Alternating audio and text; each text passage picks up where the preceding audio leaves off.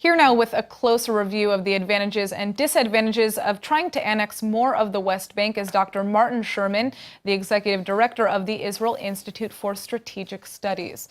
So, Dr. Sherman, I'd like to begin with what it means to annex more of the West Bank. Can you explain that to those of our viewers who don't really understand? Well, basically to extend Israeli sovereignty to Judea and Samaria. At the moment, Gaza has been taken out of the equation. To extend Israeli sovereignty to Judea and Samaria means basically that Israel becomes the official supreme authority in the area, and that it's going to apply everything that applies within the pre-67 borders of Israel to the area across the 1967 borders. So it'll basically become an integral part of Israel. Now, what are the advantages to annexing?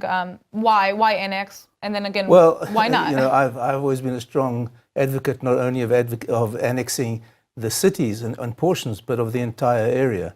I believe that the conflict between the Jews and the Arabs over the Holy Land is a very simple conflict.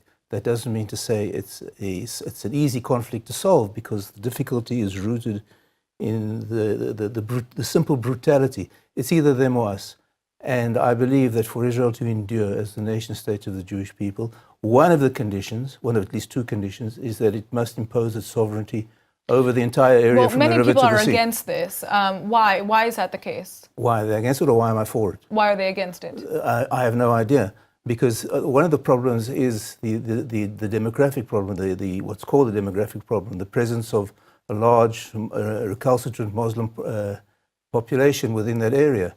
I think that can be dealt with. For over a decade, I've been advocating incentivized immigration to reduce the Arab presence there.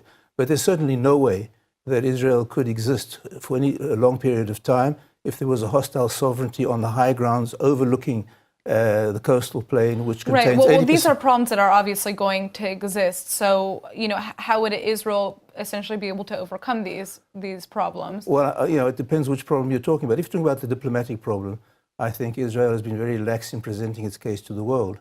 I've been advocating spending 1% of the state budget on public diplomacy, which would be well over $1 billion. With $1 billion, you can change a lot of minds and present your case forcefully. The other case is what to do with the Arab presence there. And as I say, I believe that we have to relate to the Arab collective across the Green Line as they relate to themselves, as an implacable enemy, and treat them as an enemy, but offer non-belligerent Palestinians an alternative of finding a better, more secure and prosperous life elsewhere in a third-party country. I believe that's the only way that Israel can fulfill the two imperatives. The geographic imperative. Well, the question here is, would the Palestinians take this deal? Why would they take this deal? Because the question is, what's the alternative? The alternative is either living under continued so-called occupation, or living under the even more repressive and dysfunctional Palestinian rule. Look what's happening in Gaza. If you want the ultimate indictment of the two-state theory, look at Gaza. Now, in Gaza at the moment, Israel, in order to protect itself from the repercussions of its policy of withdrawing, has to build a 50-kilometer wall, 40 meters deep. Now, imagine if you had to replicate that effort in Judea and Samaria with not a 50-kilometer border, but a 500-kilometer border with a wall going 40 meters, which is over 100 feet into the ground. Relinquishing sovereignty over Judea and Samaria is just not a viable option for Israel. All right. Thank you for joining us, Dr. Sherman. Thank you.